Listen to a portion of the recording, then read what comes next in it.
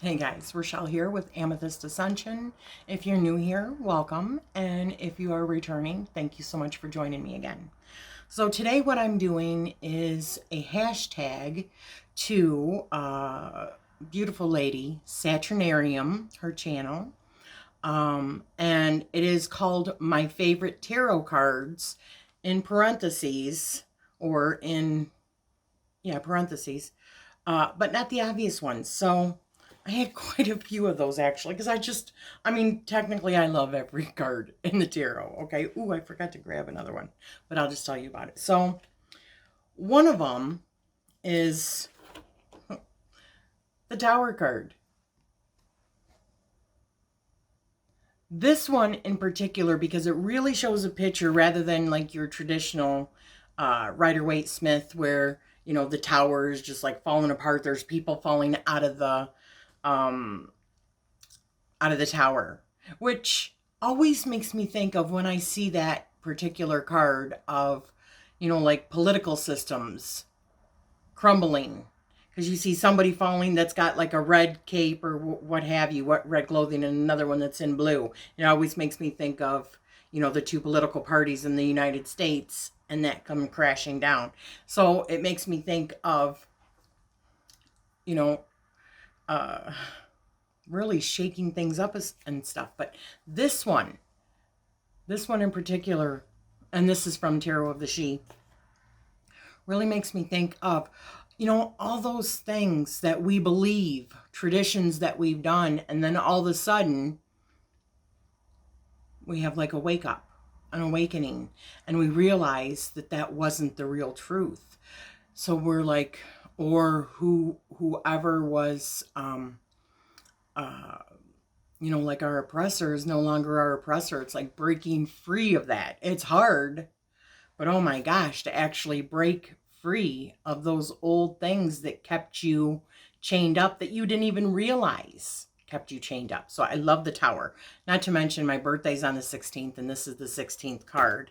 So it's like my birthday card. And rather than be intimidated by it, I embrace it. Another one that I really, really like, and this is from the Light Seers, is the Chariot card. Because the Chariot also, to me, when I think of the Chariot, I think of a vehicle that's moving forward. But that vehicle is my body, me. I am that vehicle. That's how I feel. So, or if it's a reading for somebody else, it's their vehicle. It's what they use to travel in, to experience, or what have you. So it makes me always think of kind of like the law of attraction, you know, or you are what you eat kind of thing. You are what you think kind of thing. You know, whatever you put your energy into or your focus into, that's what you get. So it makes me think we have the ability to dictate whatever our reality is. Another card I really, really like is the Eight of Cups. Because it's like that, and Light Seers, many of these you're going to see are in Light Seers, because it is just like my, I love that deck. I love this deck. But the Eight of Cups is like, you know what? I've had enough. I'm tired of being in that energy. I am walking away from this drama. I'm walking away from this heartache, and I am moving towards, you know, sunny skies. So, clear, sunny skies. So I love the Eight of Cups. The Devil, right?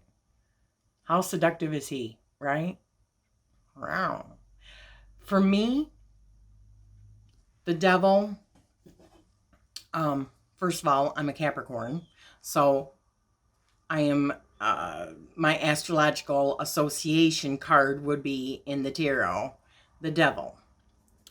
So the Devil,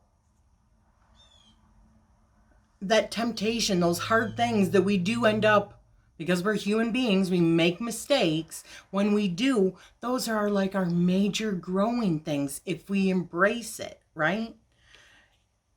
If everything was always so peachy keen and we never had struggles and made poor choices, how would we ever learn? That's what we're partially here for. So I like that. And I always think sometimes when I'm trying to make a decision, like that old thing that you've heard before, having a devil on one shoulder and an angel on the other one, and they're like both whispering to me, do you really want to do that, Rachele? No, I don't know if I really want to do that. That's what I always think of when the devil comes up. And of course, addiction, but also, are you going to continue to be lured into that addiction, or are you going to fight? Are you going to rise above it, embrace it, and then move beyond it?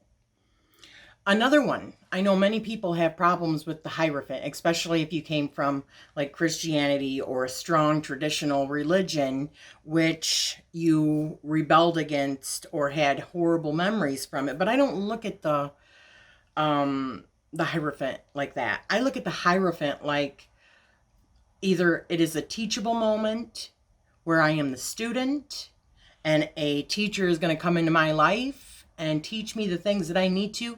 And the teachers are not always religious teachers. They're not always who you might think of as a teacher. A teacher can be a small child. A teacher can be your own children. A teacher can be somebody that you meet, a stranger. A teacher can be a yoga teacher or a spiritual guru or whatever. And you can be the teacher. It can also signify that you are the teacher. Or maybe, because I think that we're all everything. I believe every single person is a teacher and a student. It just depends on the topic, who you're talking with, you know, and whether or not you're teaching that person or helping to guide or giving them valuable information and vice versa. That's how we affect each other. Another one that I really, really like, especially in this particular deck, is the Eight of Swords.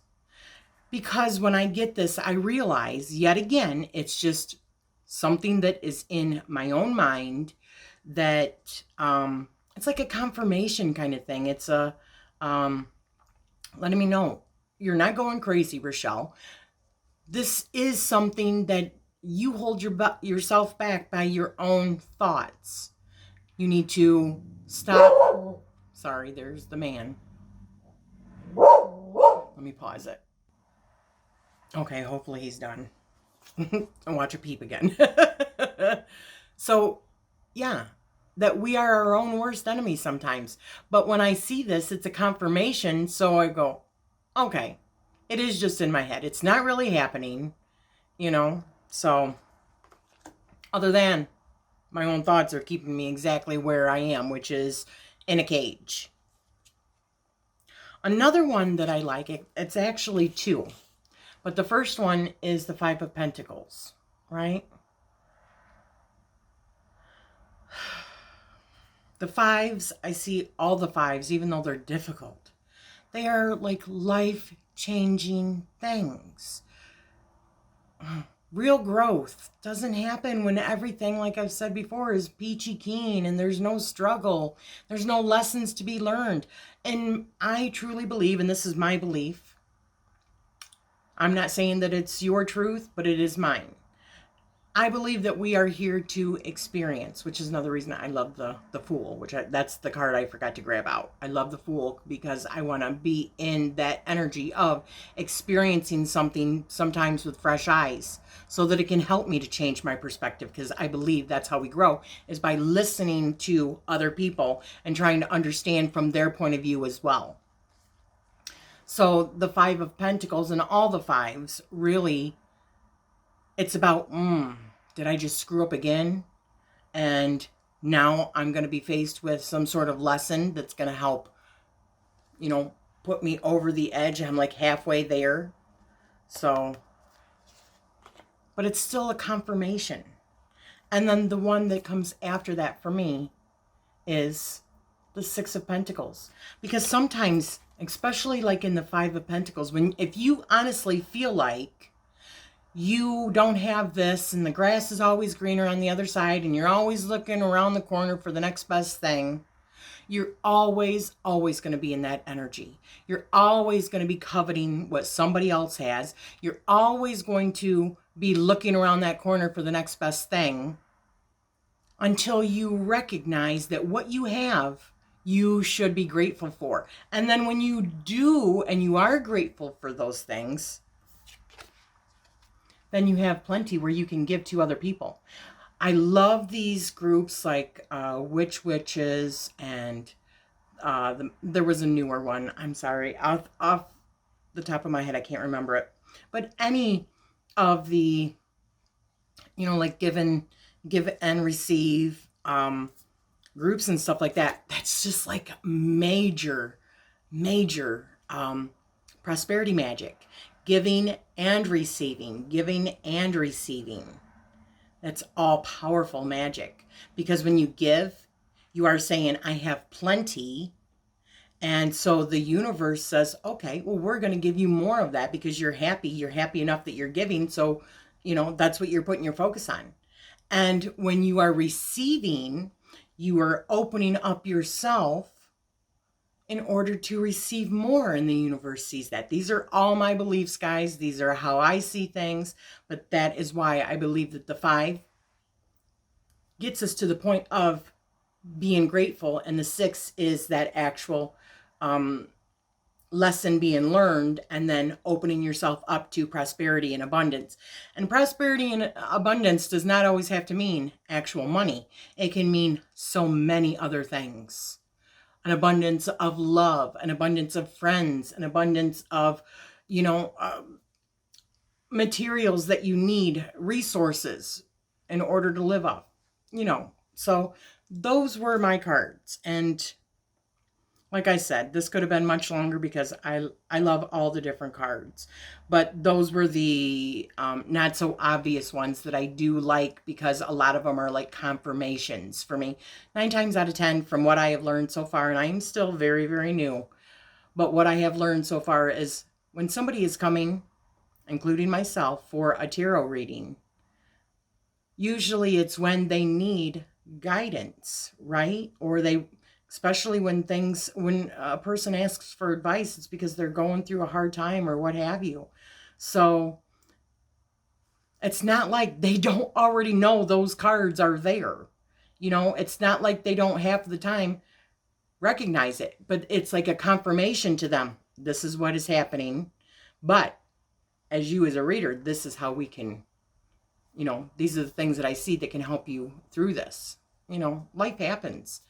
So anyways, I was a bit more worried than what I wanted to. I hope to see other people doing it. As I said, it is my favorite tarot cards, but not the obvious ones. And I will be putting a link down below to the original video from Saturnarium. And I am sending you love and light. Thank you so much.